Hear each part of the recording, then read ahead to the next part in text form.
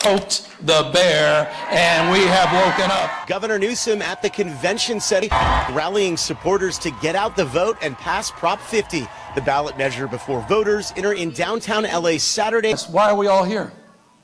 We're here because Donald Trump is an historic president. He's an historically unpopular president.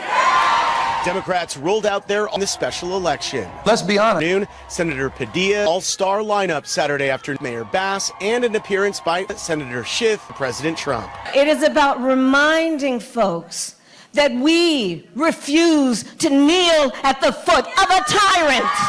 Prop 50 asks voters former Vice President Kamala Harris.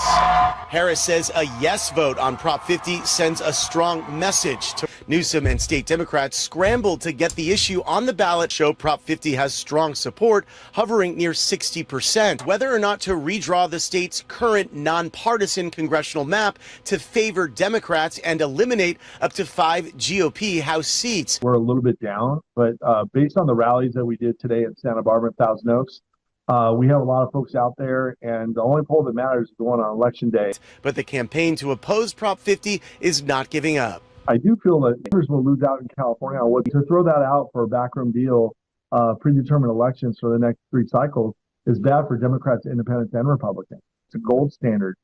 Full transparency. Governor Gavin Newsom and supporters of the ballot measure believe that redrawing congressional districts is the only way to protect democracy.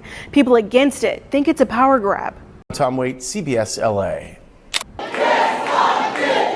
Governor Gavin Newsom met with Multiple times.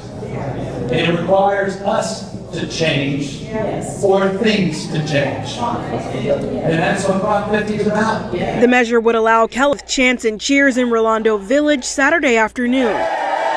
Newsom urged voters to not only exercise their civic duty, but to support Prop 50. This is code red for our democracy. This is not about red versus blue. This is about red, white, and blue. These are about the fundamental principles of fair and free elections. California lawmakers to temporarily redraw the state's congressional districts, which could allow Democrats to pick up several seats. This crisis. They acted first. This was not the fight we wanted to have. And so we're responding to this effort to rig and wire next year's election by leveling the playing field. While members of the union, United Domestic Workers, were present, showing their support for Prop 50. Congressional district lines are normally redrawn each decade after the U.S. Census. Got to fight fire with fire. They're not playing by the same set of rules. They acted first. This was not the fight we wanted to have.